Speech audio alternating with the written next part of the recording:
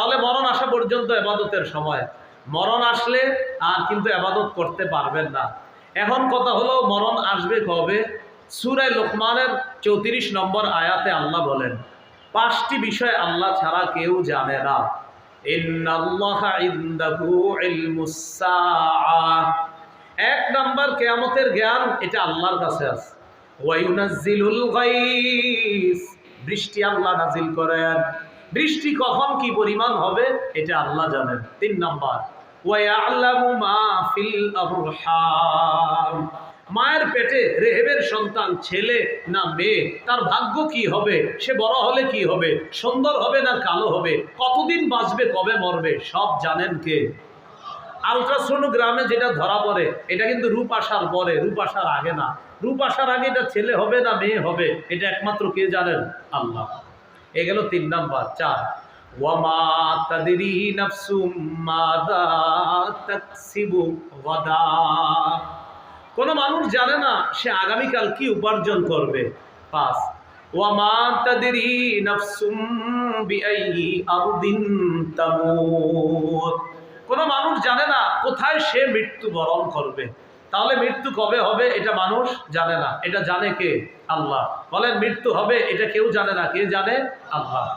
সূরা আলী ইমরানের 145 নম্বর আয়াতে আল্লাহ বলেন ওয়ামা কানা লিনাফসিন আন তামুতা ইল্লা বিইজনিল্লাহি কিতাবাম মুআজ্জালা, কোন মানুষের জন্য এটা উচিত না, কোন মানুষের জন্য এটা শোভা পায় না, কোন মানুষের পক্ষে এটা সম্ভব না যে সে আল্লাহর অনুমতি ছাড়া মারা যাবে, অর্থাৎ আল্লাহর হুকুম ছাড়া সে মৃত্যুবরণ করবে, এটা সম্ভব না। বরং ইল্লা কিতাবাম মুআজ্জালা, বিইজনিল্লাহি কিতাবাম মুআজ্জালা, আল্লাহর হুকুমে সে মরবে। কিতাবাম মুআজ্জালা, কবে কোথায় মরবে এর একটা নির্ধারণ করা সময় আছে। তাহলে আমি আপনি কখন মারা যাব এটা জানেন কে? বলেন আল্লাহ। প্রত্যেকটা নফস মৃত্যুর স্বাদ গ্রহণ করবে।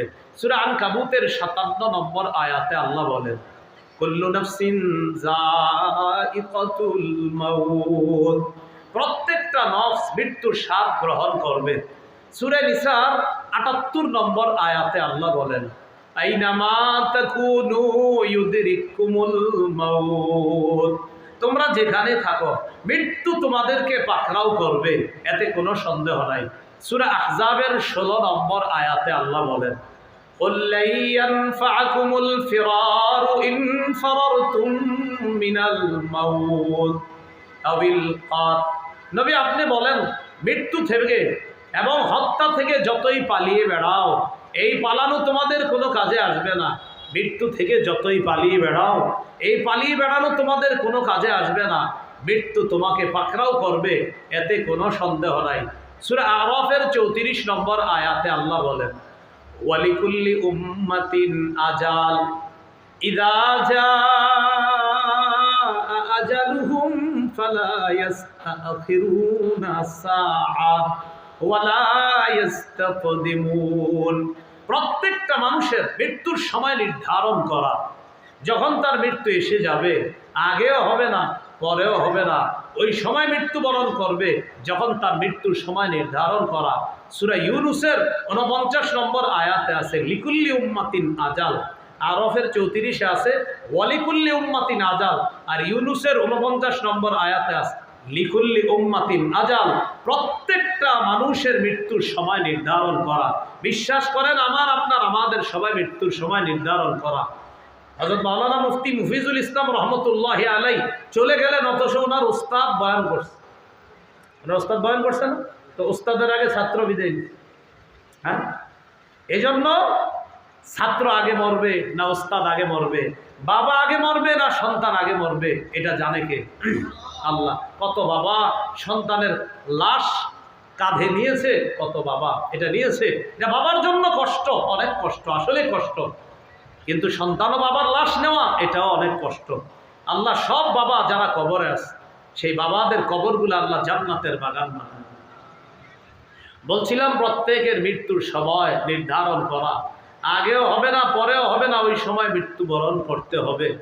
সূরা জুমুয়ার 8 নম্বর আয়াতে আল্লাহ বলেন কুল ইন্নাল মাউতাল্লাযী তাফিররুনা মিনহু ফাইন্নাহু মুলাকীকুম। নবী আপনি বলেন যে মৃত্যু থেকে তোমরা পালিয়ে বেড়াও। ইন্নাল মাউতাল্লাযী তাফিররুনা মিনহু, নিশ্চয়ই যে মৃত্যু থেকে তোমরা পালিয়ে বেড়াও। ফাইন্নাহু মুলাকীকুম, এই মৃত্যু তোমাদের সাথে সাক্ষাৎ করবে। যেই মৃত্যু থেকে তোমরা পালিয়ে বেড়াও, এই মৃত্যু তোমাদের সাথে সাক্ষাৎ করবে। আমি আপনাদেরকে শুধু এই কথাটা জানানোর জন্য আসছি।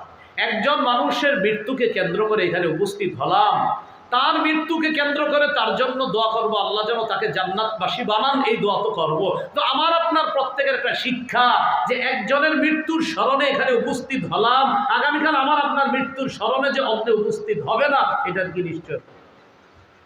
আগামীকাল আমি আপনি সাবেক হয়ে যাব, পরের দিন আমার আপনার ব্যাপারে বলা হবে উত্তর পাড়ার আব্দুর রহিম 3 দিন আগেও এখানে চা খেয়েছে, আজকে নাই, এরকম বলা হবে। আল্লাহর কসম বলা হবে, আমার ব্যাপারে আপনার সবার ব্যাপারে বলা হবে সে গতকাল ছিল আজ নাই। এটাই সত্য কথা, এটা একদম সত্য কথা। জিবরিল আমিন নবীজির কাছে আসছে, মুস্তাদরাকে হাকিমের বর্ণনা, সহিহ সনদে বর্ণনা, সাহাল ইবনে সাদ রাদিয়াল্লাহু তাআলা আনহুর বর্ণনা। জাআ জিবরিল ইলান নবী সাল্লাল্লাহু আলাইহি ওয়াসাল্লাম فقال يا محمد عش ما شئت إنك ميت। জিবরিল আমিন আল্লাহ নবীর কাছে আয়েশা কয়, ও মুহাম্মদ সাল্লাল্লাহু আলাইহি সাল্লাম, যতদিন মন চায় বসবাস করেন, তবে মনে রাখেন মরবেন, আপনি মারা যাবেন। আপনার যতদিন মন চায় বসবাস করেন, কিন্তু এই যতদিন মন চায় মানে কি জানেননি? মৃত্যু পর্যন্ত। আপনি কিন্তু মারা যাবেন। ইন্নাকা মাইয়িতুন, নিশ্চয় আপনি মৃত্যুবরণ করবেন। এরপরে বলতেছে ওয়া আহবিব মান আহবাবতা ফাইন্নাকা মুফারিকুহু, যাকে মন চায় বন্ধু বানান, তবে বন্ধুকে ছেড়ে যেতে হবে। যাকে মন চায় বন্ধু বানান, ফাইন্নাকা মুফারিকুহু, বন্ধুকে একদিন ছেড়ে যেতে হবে। ওয়া আমাল মা শিতা, যা মন চায় আমল করেন, কাজ করেন। কথাটা কিন্তু নবীরে বলতেছে, আসলে আমাদের সবাইরে বলতেছে। আপনি যা মন চায় আমল করেন, তবে মনে রাখবেন ফাইন্নাকা মাজজিয়ুন বিহি, আপনার এই আমলের প্রতিদান দেওয়া হবে। আমাদের আমলের কিন্তু প্রতিদান দেওয়া হবে। এই জন্য আমল করা। আল্লাহ রব্বুল আলামিন 23 পারা 6 পৃষ্ঠা সূরা জুমারের 30 নম্বর আয়াতে বলছেন, ইন্নাকা মাইয়িতুন ওয়া ইন্নাহুম মাইয়িতুন। হে নবী মুহাম্মদ সাল্লাল্লাহু আলাইহি সাল্লাম, নিশ্চয় আপনি মৃত্যুবরণ করবেন, আর তারাও মৃত্যুবরণ করবে। মৃত্যুর স্বাদ সকলকে গ্রহণ করতে হবে, এতে কোনো সন্দেহ নাই। সূরা মুনাফিকুনের 11 নম্বর আয়াতে আল্লাহ বলেন, ওয়ালাই ইউআখিরাল্লাহু নাফসান ইযা জাআ আজালুহা, যখন মৃত্যু এসে যাবে, যখন মৃত্যু এসে যাবে, তখন কাউকে আর সামান্য সুযোগ দেওয়া হবে না। লা ইউআখিরাল্লাহু নাফসান ইযা জাআ আজালুহা, আল্লাহ কিছুতেই সুযোগ দিবেন না যখন মৃত্যু এসে যাবে। তো মৃত্যুর স্বাদ আমাকে, আপনাকে, আমাদের সকলকে গ্রহণ করতে হবে, এতে কোনো সন্দেহ নাই। তাহলে আমাদেরকে কেন আল্লাহ সৃষ্টি করছেন? ইবাদত করার জন্য। কেমন ইবাদত? উত্তম ইবাদত। ইবাদত কতদিন? মৃত্যু পর্যন্ত। মৃত্যুর স্বাদ গ্রহণ করতে হবে, হ্যাঁ, সবাইকে গ্রহণ করতে হবে। মুহাম্মদ সাল্লাল্লাহু আলাইহি সাল্লামকে জিবরিল আমিন বলতেছে, আপনি যতদিন মন চায় বাঁচেন, তবে এই যতদিন মানি মৃত্যু পর্যন্ত আপনি মৃত্যুবরণ করবেন। যাকে মন চায় বন্ধু বানান, ফাইন্নাকা মুফারিকুহু, বন্ধুকে একদিন ছেড়ে যেতে হবে আপনার। ইআমাল মা শিতা, আপনার যা মন চায় আমল করেন, এটা আমাকে আপনাকে বোঝানোর উদ্দেশ্য। যা করি না কেন, ফাইন্নাকা মাজজিয়ুন বিহি, এর প্রতিদানও কিন্তু দেওয়া হবে। এই জন্য আমার আপনার প্রত্যেকের এই চিন্তা করা উচিত। তো এখন এই আমি আপনি আসলাম, দুর্বল অবস্থা থেকে বানাইলেন, আস্তে আস্তে বড় করলেন। কেন? ইবাদত করার জন্য। কতদিন? মৃত্যু পর্যন্ত। এখন মৃত্যুটা কেমন হবে আল্লাহ বলে দিয়েছেন, ইয়া আইয়ুহাল্লাযীনা আমানুত্তাকুল্লাহ হাক্কা তুকাতিহি ওয়া লা তামুতুন্না ইল্লা ওয়া আনতুম মুসলিমুন। হে ঈমানদারগণ, আল্লাহকে ভয় করো, যথাযথ ভয় করো। মুসলমান না হয়ে মরবা না। কি বলছে দেখেন, মুসলমান না হয়ে মরবা না। সূরা বাকারার 208 নম্বর আয়াত। আমাদের হযরতের শাহেদ যে আয়াতটা তেলাওয়াত করেছিলেন, ইয়া আইয়ুহাল্লাযীনা আমানু দুখুলু ফিস-সিলমি কাফা, হে ঈমানদারগণ, ইসলামে পরিপূর্ণ প্রবেশ করো। এই আয়াতের ব্যাখ্যায় মুফাসসিরিনে কেরাম লেখেন পরিপূর্ণ প্রবেশ করা দ্বারা উদ্দেশ্য মুআমালাত, মুআশারাত, আখলাক এগুলা 100-100 পালন করতে হবে। শুধু নামাজ, রোজা, হজ, যাকাত এবং না, পাশাপাশি সব ঠিক রেখে ইসলামে পরিপূর্ণ প্রবেশ করা। সূরা আলী ইমরানের 19 নম্বর আয়াতে আল্লাহ বলে দিয়েছেন ইন্নাদ-দীনা ইনদাল্লাহিল ইসলাম, আল্লাহর কাছে মনোনীত ধর্ম ইসলাম। সূরা আলী ইমরানের 85 নম্বর আয়াতে আল্লাহ বলেন ওয়ামান ইয়াবতাগি গায়রাল ইসলামি দীনান ফালাই ইউকবালা মিন, যে ব্যক্তি ইসলাম ছাড়া অন্য কোনো কিছুকে দিন হিসাবে গ্রহণ করবে এটা কিছুতেই তার থেকে গ্রহণ করা হবে না। সূরা মাইদার 3 নম্বর আয়াতে আল্লাহ বলে দিয়েছেন আল-ইয়াউমা আকমালতু লাকুম দীনাকুম, আমি আজ তোমাদের জন্য দিনকে পূর্ণাঙ্গ করে দিলাম, ইসলাম দিনকে পূর্ণাঙ্গ করে দিলাম। ও আতমামতু আলাইকুম নি'মাতি, আমি তোমাদের উপর আমার নেয়ামতকে পরিপূর্ণ করে দিলাম, আমি তোমাদের উপর আমার নেয়ামতকে পরিপূর্ণ করে দিলাম। আমাদের সাহেব যিনি উপস্থিত হয়েছেন হযরত মাওলানা শেখ হাসান জামিল হাফিজাহুল্লাহ, রমজানের আগে ফেব্রুয়ারি মাসে হজরতের একটা বয়ান শুনেছি আমি যাইতে যাইতে হজরত আলোচনা শেষ করেছেন নারায়ণগঞ্জ, হজরতের হয়তো মনে পড়ে গেছে, নারায়ণগঞ্জ সোনারগাঁও।